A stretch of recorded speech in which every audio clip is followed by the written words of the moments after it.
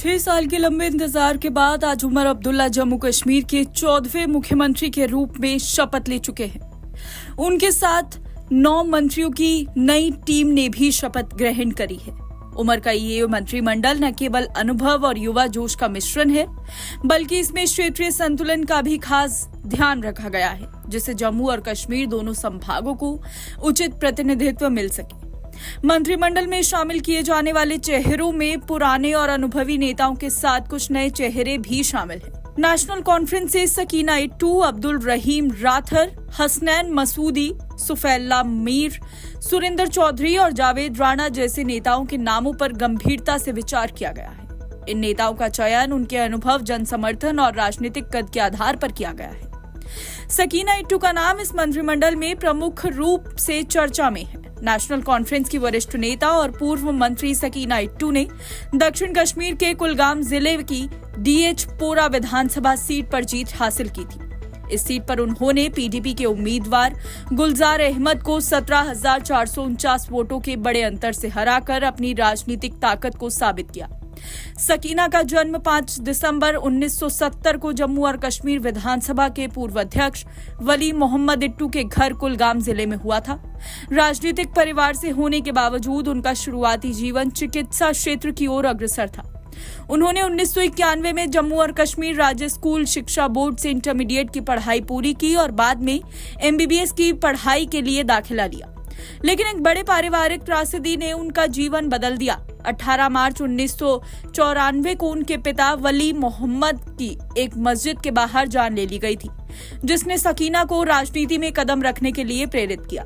1996 में केवल 26 साल की उम्र में सकीना ने अपना पहला विधानसभा चुनाव लड़ा और जीत भी दर्ज की। उस समय वो जम्मू कश्मीर विधानसभा की सबसे युवा सदस्य बनी। इस जीत ने उन्हें राजनीतिक तौर पर मजबूती दी और जल्दी ही उन्हें विभिन्न विभागों में जिम्मेदारियां भी सौंपी। उन्होंने 1996 में शिक्षा विभाग के लिए उप मंत्री के रूप में अपना कार्यकाल शुरू किया और फिर समाज कल्याण, लोक निर्माण और पर्यटन विभागों में भी सेवा की। उनकी नेतृत्व क्षमता और प्रशासनिक समझ को देखते हुए उन्हें 2002 तक जम्मू कश्मीर के पर्यटन मंत्री के रूप में महत्वपूर्ण जिम्मेदारी सौंपी गई थी। उनके कार्यकाल में पर्यटन के क्षेत्र में राज्य ने कई अहम प्रगति देखी थी, जिससे जम्मू और कश्मीर का पर्यटन उद्योग फिर से अपने पैरों पर खड़ा हुआ। सकीना इट्टू ने अपने राजनीतिक करियर में हमेशा जनता के मुद्दों को प्राथमिकता दी है। शिक्षा, समाज कल्याण और पर्यटन जैसे विभागों में उनके कार्यों ने न केवल उनकी लोकप्रियता बढ़ाई, बल्कि उन्हें एक प्रगतिशील नेता के रूप में भी पहचान दिलाई। सकीना ने राजनीति में आने के बाद कई सामाजिक और आर्थिक सुधारों के लिए काम किया है। उनके द्वारा चलाए गए महिला सशक्तिकरण और शिक्षा को बढ़ावा देने वाले अभियानों ने उन्हें जनता के बीच एक लोकप्रिय चेहरा बना दिया है। उमर अब्दुल्ला के मंत्रिमंडल में सकीना इट्टू की भूमिका बेहद महत्वपूर्ण होगी।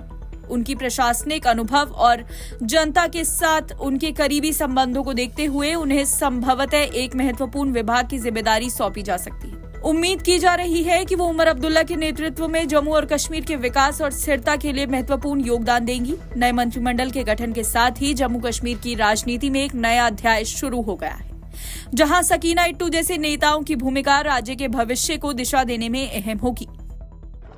देखिए, मुश्किलें तो बहुत हैं, परेशानियां तो बहुत हैं। सबसे पहले जो 10 बरसों से जमहूरी हक यहाँ खत्म किया गया है, वो जमहूरी हक वापस लाया, लोगों ने खुद लाया है। इतनी बड़ी तादाद में अपने वोट का इस्तेमाल किया है और वो चाहते थे जो उनकी आवाज दबाई गई है इन 10 बरसों में, उनकी बात नहीं सुनी गई, डेवलपमेंट नहीं हुई। पावर सेक्टर में इतनी मुश्किलें हैं, हेल्थ सेक्टर में इतनी मुश्किलें, बेरोजगारी इतनी बढ़ गई है, महंगाई इतनी बढ़ गई है। हालांकि एक चैलेंजिंग जॉब है इस टाइम, लोगों को हद से ज्यादा एक्सपेक्टेशन है, लेकिन हम कोशिश करेंगे इनका इंशाल्लाह उन एक्सपेक्टेशन पे पूरा उतरने के और जितना पॉसिबल हो सके लोगों के लिए काम करने के। एनबीटी ऑनलाइन की रिपोर्ट।